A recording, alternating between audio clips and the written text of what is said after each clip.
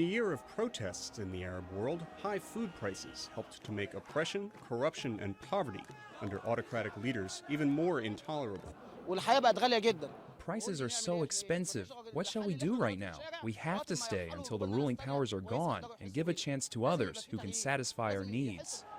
The political fires that burned across North Africa, many say, were kindled in Russia last summer.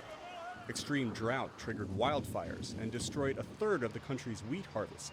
Russia refused to export the rest of its harvest. Markets panicked and food prices shot up, says Shenggen Fan, Director General of the International Food Policy Research Institute. Definitely, it is one of the factors that really caused the Arab Spring. In 2008, the last time global food prices spiked, Egypt was one of several countries hit by food riots and demonstrations. The return of high food prices in 2011 offers some important lessons, says Shenggen Fan. The food price hikes will come more often and more frequent. Second, food price obviously will remain very high. Food prices will remain high and volatile, Fan says, because demand for food is increasing and supply is not keeping up. This year, the world population hit 7 billion, with another 2 billion expected by mid-century. People in emerging economies, like China, are eating more meat, which requires more animal feed. But demand for food is just one factor, says Cornell University economist Chris Barrett. It's also the diversion of food and feed to the production of biofuels. In the United States, 2011 was the first time more maize went to make ethanol fuel than to feed animals.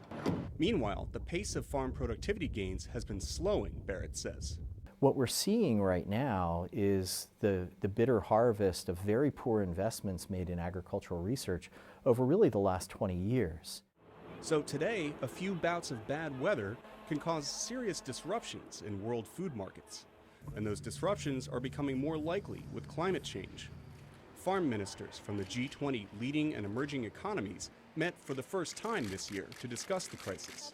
In 2009, G8 leaders pledged $22 billion to developing world agriculture. But not much came of the meeting or the pledge from countries with financial troubles of their own, Barrett says. The political realities of domestic troubles in the major economies are effectively choking off concerted public sector response right now, which is a real concern. But while those domestic troubles continue, Shenggen Fan says so do the forces pushing food prices up.